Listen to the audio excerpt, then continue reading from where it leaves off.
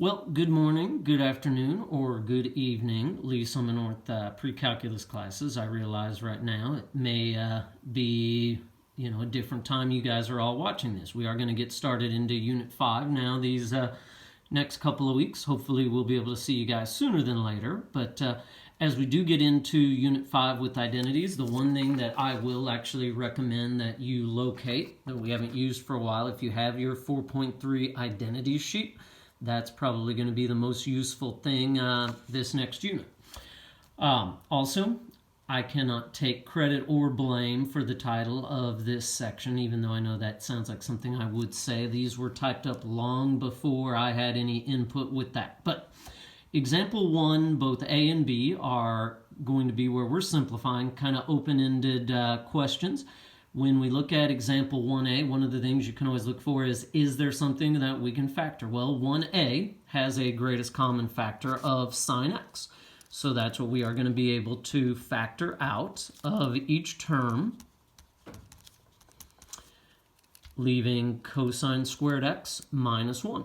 Now, from there, what we can do is use some form of a Pythagorean identity. I know one of the things that I always say is if you see a 1, you can use the basic identity that cosine squared plus sine squared equals 1. And one of the nice things there is that now allows us to cancel out cosine squareds. There are a variety of ways you can substitute in using a Pythagorean identity there. That's kind of up to you. The main thing you do have to be careful about with this one is make sure you do distribute that negative to the sine squared x. Now our last step is to simply multiply. Sine x times negative sine squared x is negative sine cubed x. So that is one example of simplifying. We have now condensed to just a single trig function. Now example 1b is a little different style. We have sine theta plus cotangent theta times cosine theta. Well, for this one, what we are going to have to do initially is use one of our quotient identities, because we know that cotangent is cosine over sine. And so now what we can do with this is go ahead and multiply. If you want, think of the cosine theta is over 1. And then we have cosine squared theta over sine theta, which again, I'm going to use that same idea. Make that sine of theta over 1. And now what we're going to do is get a common denominator. That's going to be sine of theta, which now gives us sine squared theta over sine of theta plus cosine squared theta over sine of theta, which now leads us to the Pythagorean identity. Sine squared plus cosine squared is 1 over sine of theta. Now our final step is going to be using a reciprocal identity. We don't want to leave an answer as a fraction, so if we can turn it into just a single expression, that 1 over sine is cosecant. That is our best end result there. So again, two different styles of simplifying. Next, we're going to look at a couple of varieties of factoring. First one we have is secant squared theta minus 1. Well, if this looks familiar, it is a difference of squares. You know, when you have a difference of squares, something like x squared minus 4, x plus 2, x minus 2. Well, it's going to work the same way with trigonometric functions. We're going to make this secant squared theta minus 1 and secant squared theta plus 1. For this one, that's all the further you can go with factoring on it. Next up, 4 tangent squared theta plus tangent theta minus 3. Well, for this one, we are going to split the middle. You know, just like if we had 4x squared plus x minus 3. Well, we're going to start out 4 times negative 3, so we're looking for what multiplies to negative 12, adds to 1. Well, our factorization will be using 4 and -3. So now what we're going to do is we're going to split the middle, the tangent theta, into 4 tangent squared theta plus 4 tangent theta minus 3 tangent theta minus 3. And now we can factor by grouping. Well, 4 tangent squared theta plus 4 tangent theta, our GCF there is 4 tangent theta, leaving tangent theta plus 1. Out of our second grouping, -3 is our GCF, again leaving tangent theta plus 1 for an overall result of tangent theta plus 1 and 4 tangent theta minus 3. All right, the final factoring problem that we do have is going to also require us to do a substitution. Again, when you have cosecant squared x minus cotangent x minus 3, first thing we want to do is get this into a form where we have only one trig function. So again, if we look at our Pythagorean identities, we know that cosecant squared is either cotangent squared plus 1 or 1 plus cotangent squared, depending on how you have that written on your sheet. Now, as far as what we are able to do, combine our like terms. So cotangent squared x minus cotangent x minus 2. Now, we can actually use, just a basic trinomial factoring. You don't even have to truly split the middle.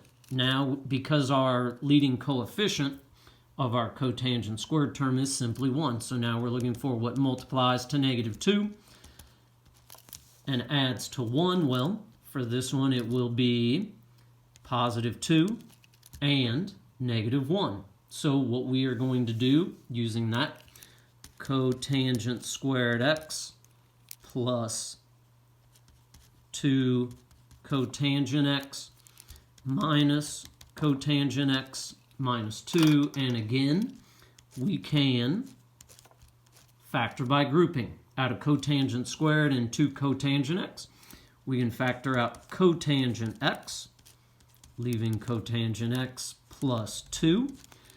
Out of negative cotangent x minus 2, we can factor out a -1. Which brings our final factorization to cotangent x plus 2 and cotangent x minus 1. Example 3, where now we are looking at adding and simplifying. Well, when you are working with two fractions and you have to add, usually your first thought is going to be, okay, we are going to need to get a common denominator. So for this, we'll multiply by 1 plus cosine theta here. The other fraction, we will multiply by sine theta. Now, from here, I do not usually recommend actually combining or distributing through your denominators. Very rarely will you actually need to do that. Our numerators will be sine squared theta plus cosine squared theta plus cosine theta, and our single denominator will be sine of theta times 1 plus cosine theta.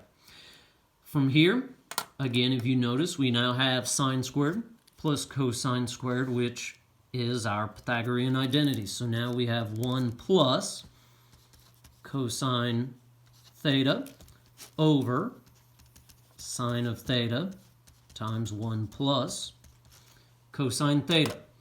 Again, the the nice thing, if you did not multiply through your denominator, you can now see we have 1 plus cosine over 1 plus cosine. Those will cancel for us, leaving 1 over sine, which again, similar to what we did in example 1b, 1 over sine of theta using our reciprocals. 1 over sine is cosecant theta. All right, now that brings us to actually verifying an identity. Well, when we are verifying an identity, again, this is where we are going to only work with one side. I always like to even think of it as we don't truly know. So I put a question mark, and we are going to have to transform one side to the other. Remember a couple of the key rules. You can only work with one side. You cannot move anything from one side to the other. Well, when I see this, tangent squared times secant squared minus tangent squared, well, what we're going to be able to do is first factor out a GCF of tangent squared x. Well, if you factor that out, that leaves secant squared x minus 1. And now we are back to using some form of a Pythagorean identity. You know, again, this is where, if you notice, I'm only going to write down the right side of this. I'm going to leave the left side alone until the very end. Well, when you look at your Pythagorean identities, again, different ways you can do your substitution here. I actually prefer to not try to move things around from your identities page. So if I look at secant squared, I notice secant squared is tangent squared plus 1, which now, with the minus 1 in there, those will cancel. All that's left is tangent squared times tangent squared, which is the tangent to the fourth, which we need the other side to equal. So my final step whenever I do an identity is to show that, yes, indeed, the left side equals the right side. Well, we have one final example. Again, another identity, cotangent cubed theta over cosecant theta equals cosine theta times cosecant squared theta minus 1. Well, for this one, there are a variety of ways you can certainly go through working with this one. You know, one of the things that as I work through this, that again, when I see squareds, I will use a Pythagorean identity. Well, again, if you look at your identities page, cosecant squared is 1 plus cotangent theta.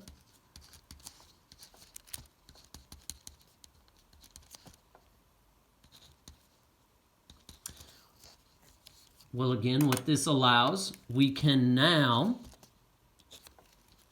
go ahead and cross out the 1. So that gives us cosine theta times cotangent squared theta, which is certainly something that we do need. Now, from here, there are, a couple of different ways you can certainly go with this. And an option that we can certainly use is, again, as long as you are using the same thing in your numerator and the denominator, you can multiply by a quantity that is equal to 1. So I'm going to put this over 1. And I am going to multiply by sine of theta over sine of theta. Now, what that will do is give us cosine theta cotangent squared theta times sine of theta over sine of theta. Just kind of condensing things a little bit.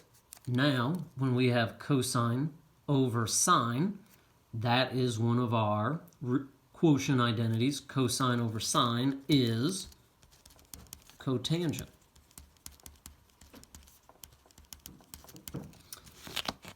Well, cotangent times cotangent squared gives us cotangent cubed theta times sine of theta. Now the final thing that we have to do is we have our cotangent cubed on both left and right side.